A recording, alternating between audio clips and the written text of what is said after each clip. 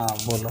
जैसे और देवता हैं कि पूरे उनके शरीर का पूरे आकार का पूजा होता है, जैसे रामचंद्र जी, हनुमान जी, ब्रह्मा जी, नारद जी, इन लोगों का मतलब पूरा आकार रहता है पूरा।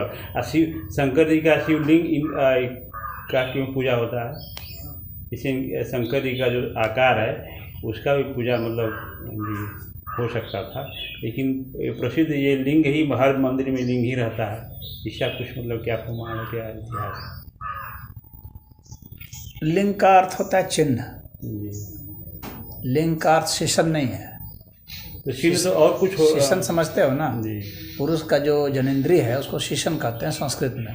जी और लिंग का अर्थ होता है चिन्ह।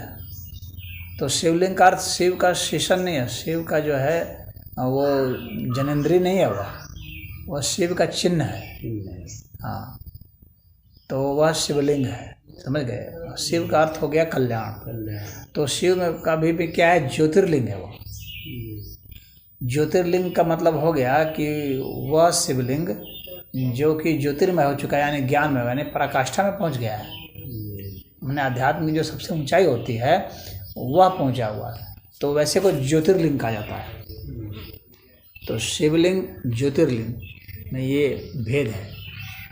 तो 12 ज्योतिर्लिंग माना गया है, जिसमें कि बनारस का भी है और महाकालेश्वर है, देवघर का है, महाकालेश्वर है, अमरनाथ वगैरह है।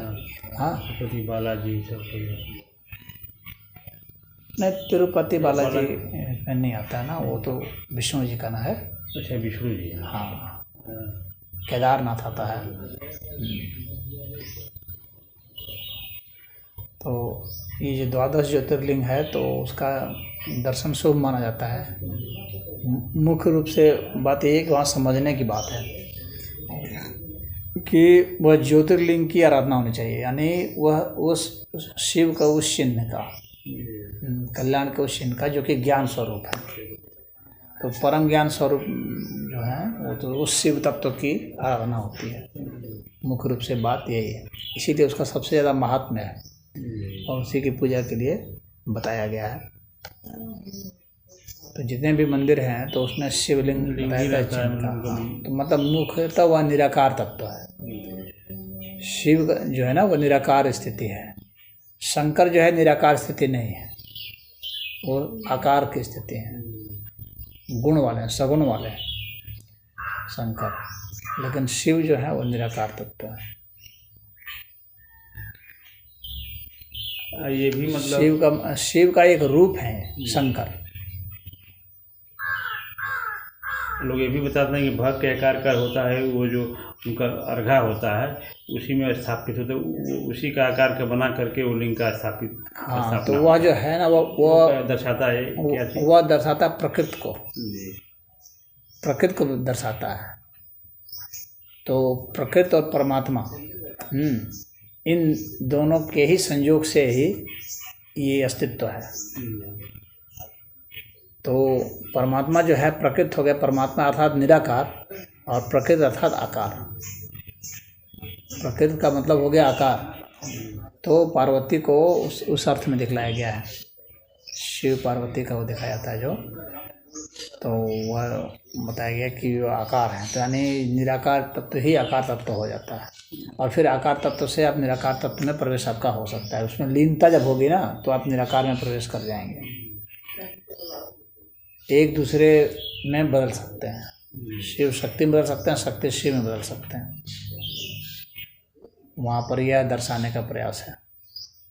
तो इसलिए जो चारों ओर से घेरा जो देखते हो, इसको भग का मतलब कहा जाता है। आकार वो मुख्यतः आकार को दर्शाने के लिए है, और उस संभोग अवस्था को भी दर्शाने के लिए है कि इनके संयोग से ही उत्पन्न होता है।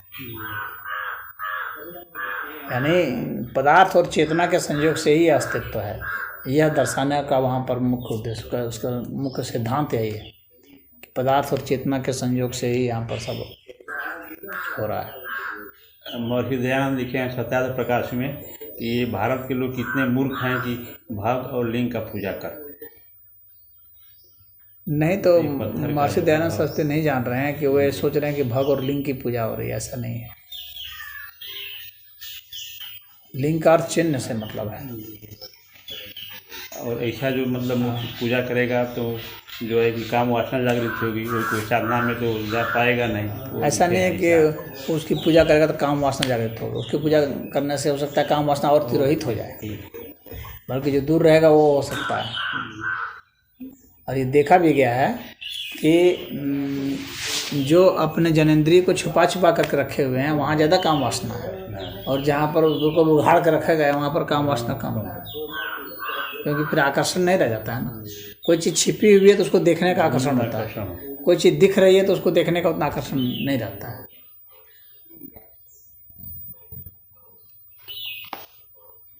तो वहाँ भग और जनेंद्रिय की पूजा नहीं हो रही है, वो तो वहाँ प्रतीक अर्थ में है, वह चिन्ह के अर्थ में न है।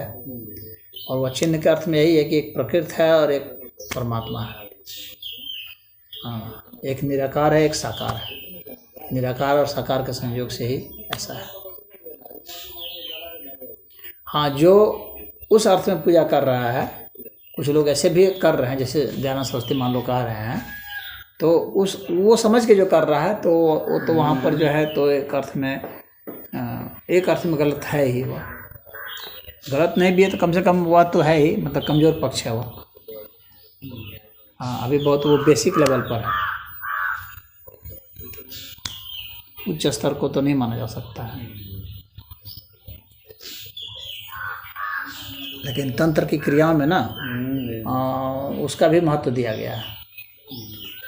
तंत्र योग जो है तो उसमें ये बताया गया है कि आप जो है उस आनंद का भी चिंतन कीजिए, और सेक्स करते समय ही उसको आपको साधना करनी है कि किस तरह से जो है हमारे में आनंद कहाँ से झरता है, आनंद कहाँ है हमारे शरीर में, हमारे दिमाग में कहाँ है, दिमाग के किस हिस्से में है, और वो जो हिस्सा है वो वहाँ जो है स्रोत कहाँ से आ रहा है, आनंद का स्रोत कहाँ से आ रहा है। तो उस तंत्र में साधना उसकी बताई जाती है। तो तंत्र की साधना, हालांकि दयानंद सरस्वती ने तंत्र को पढ़ा था लेकिन प्रयोग नहीं किया था। तो प्रयोगात्मक अर्थ में जब तक नहीं समझेंगे आप, तब तक खाली ग्रंथ को पढ़ लेने से नहीं होता है। तो दयानंद सरस्वती को तंत्र बेकार लगा, तंत्र साहित्य सही नहीं लगा। लेकिन जितने भी साहित्य हैं उन सबके पीछे जो है अध्यात्म का ही रस छिपा हुआ है। चाहे अष्टांग योग हो, तो चाहे मंत्र योग हो, चाहे तंत्र योग हो, कोई भी हो, का रहस्य उसमें छिपा है, और उसका आप प्रयोग करके ही आप जान पाएंगे। तो रिजेक्ट करने के पहले प्रयोग करना जरूरी होता है।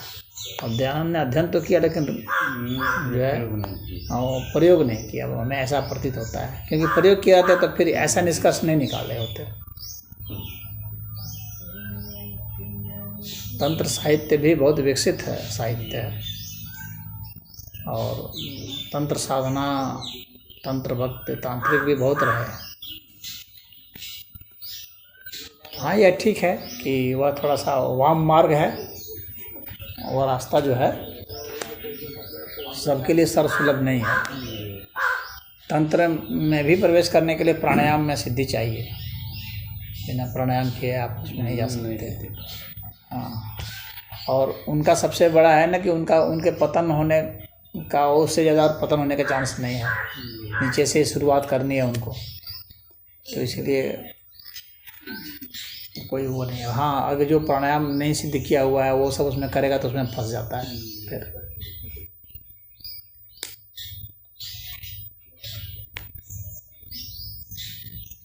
तो यहाँ तो हर तरह की साधना दी गई है, चाहे आँख के लिए हो, कान के लिए हो, सब तरह के लिए, चाहे मुंह का हो, चाहे नाक का हो, हर तरह की साधना बताई गई है। जिस आदमी को जो साधना सुटेबल लगता है वो उसको करे। तो सब साधना सबके लिए नहीं है ना। जैसे महाराज करें कि आदमी आनंद खोज करता है, आदमी खोज रहा है कि हाँ आनंद कहाँ से मतलब निकल रहा है, कहाँ से मतलब उत्पन्न हो रहा है। जैसे लीन होता जाएगा ना वैसे वैसे पता लगाने लग जाएगा, तो फिर इसके बाद फिर आगे क्या मतलब है, वो ज्ञान जो है ना, ज्ञान है, वो ज्ञान ही आनंद में बदल जाएगा। ज्ञान से और गहराई में जाने पर वो आनंद बदल जाता है। ज्ञान का अगला, ज्ञान से विज्ञान हो जाएगा, विज्ञान से आनंद हो जाएगा। ये है आनंदमय कोश सबसे ऊपर माना गया है कि परमात्मा आनंद है, वो सबसे ऊपर अवस्था है। परमात्मा विज्ञानमय है, वो उससे नीचे की अवस्था है सब परमात्मा का ही, लेकिन उसमें भी कोश है, मतलब लेयर है, तह है। हाँ, तो सबसे सूक्ष्मतम आनंद को ही माना गया है। संजीव बड़ा विधिवत समझाया ये सब को, ये जो है हाँ बता रहे हैं ना, गुरु पूर्णिमा में बड़ा विधिवत समझाया था। हाँ था एक विषय आनंदमय कोश। हाँ, अलग अलग आनंदमय कोश तो है। अन्नमय कोश जो है पदार्थ वाला कोश है, जो शरीर के स्तर पर काम कर रहा है, शरीर के स्तर पर जी रहा है, शरीर की चीज़ को भोगना चाहता है, वो अन्नमय कोश में है। जो मन ही में ख्याली पुलाव पकाता है, मन ही में सोचता है, विचारता है, वो मनोमय कोश में रम रहा है। श्रेष्ठ मतलब कौन सा कोश है? आनंदमय कोश। हाँ, अन्नमय कोश के बाद जो है प्राणमय कोश है, जो प्राण पर शोध करता है, ऊर्जा पर शोध करता है। पदार्थ से जो ऊर्जा में चला गया ना, तो वो सब कुछ ऊर्जा में देखता है और ऊर्जा के हिसाब से काम करता है। तो प्राणमय कोश की बात कर रहा है, इसका मतलब प्राणमय कोश में उसका प्रवेश हो गया, जो ऊर्जा की बात करता है, ऊर्जा पर शोध कर रहा है, ऊर्जा का उपयोग दुरुपयोग जो भी है कर रहा है, तो प्राण से संबंधित है। तो यह हमारे शरीर में जो ऊर्जा है, यानी वो जो प्राण शक्ति है, उस पर साधना है। तो प्राणायाम वगैरह करने से प्राण शक्ति के ऊपर नियंत्रण है, प्राण को बढ़ा सकते हैं, प्राण को दिशा दे सकते हैं, वो होता है। और धारणा ध्यान में जो है वो मन की स्थिति आती है, मनोमय कोश हो जाता है। और विज्ञानमय कोश में जो है विवेक और प्रज्ञा शामिल हो जाता है, विज्ञानमय कोश में। और आनंदमय कोश के लिए फिर आत्मा परमात्मा, परमात्मा हो गया तो परमानंद हो गया। तो आनंदमय कोश की भी अवस्थाएं हो गई, आत्मानंद, परमात्मानंद, सच्चिदानंद। इस समाधि का अभ्यास करते करते अगर समाधि एक बार लग जाती है तो फिर जब चाहे तो हम समाधि लगा सकते हैं, फिर इतना अभ्यास ज़्यादा परिश्रम नहीं करना पड़ता है ना। जब चाहेंगे तब लग जाएगा। हाँ, जब एक बार फिर लग जाएगा, एक बार लग जाएगा तो फिर तो उसको रूट मालूम होगा, जब चाहे तब बैठ सकते तो आराम से लगा लेगा। समाधि में भी सविकल्प निर्विकल्प दो तरह की समाधि है।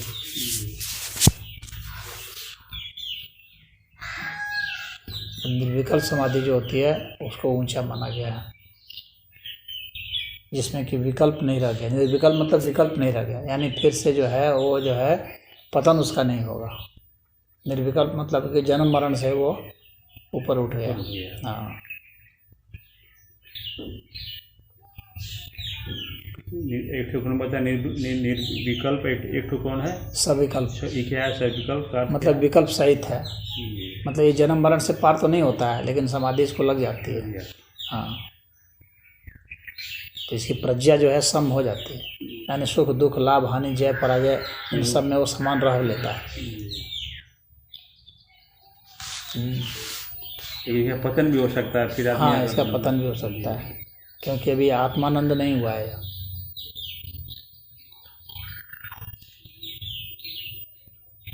इसका अहंकार जो है ना बिल्कुल तिरोहित नहीं हुआ है, सूक्ष्म अहंकार बचा हुआ है।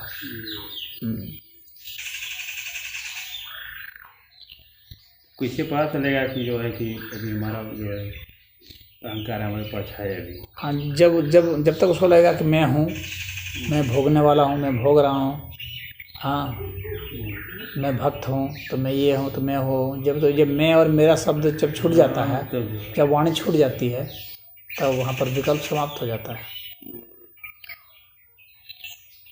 शब्द गिर जाते हैं, शब्द नहीं रह जाते हैं।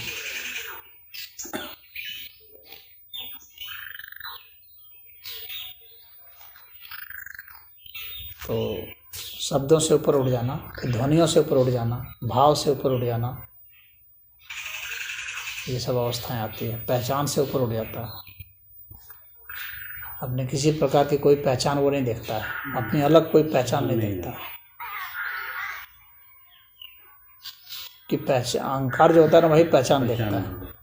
तो अहंकार से ऊपर उठ गया तो पहचान समाप्त हो गई, पहचान समाप्त हो गई तो मतलब विकल्प समाप्त हो गया। अहंकार ही जन्मता है और मरता है, मूलतः अहंकार ही जन्मता है और मरता है। उसी अहंकार के साथ जो है आत्मा संयुक्त रहने से जीवात्मा कहलाती है, जिसको जन्मना मरना पड़ता है। और जब शुद्ध आत्मा हो गया तो वह जो है निराकार तत्व हो गया।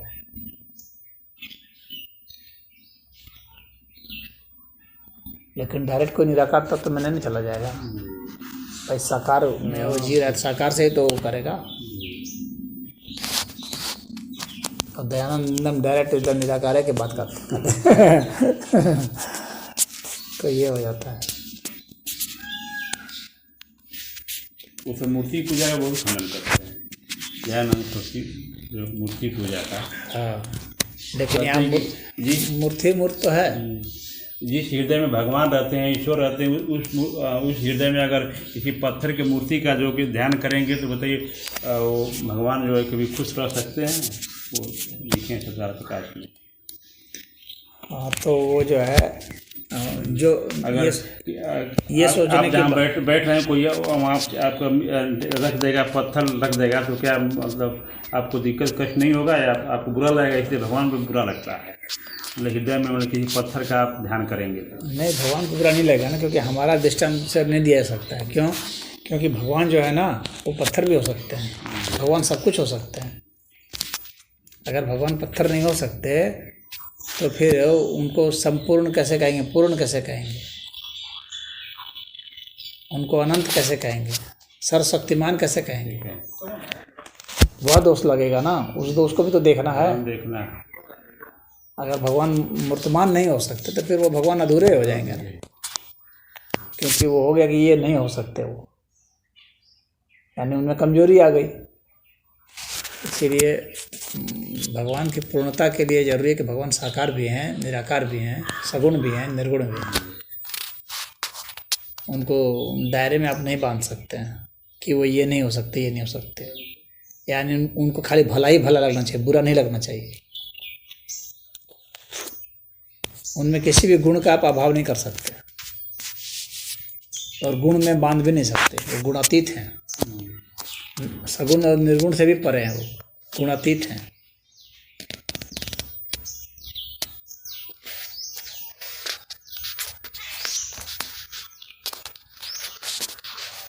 तो इस तरह के ये सब जो आक्षेप लगाने वाले हैं तो उनको इसका समाधान भी तो ढूंढना पड़ेगा, उत्तर करना पड़ेगा।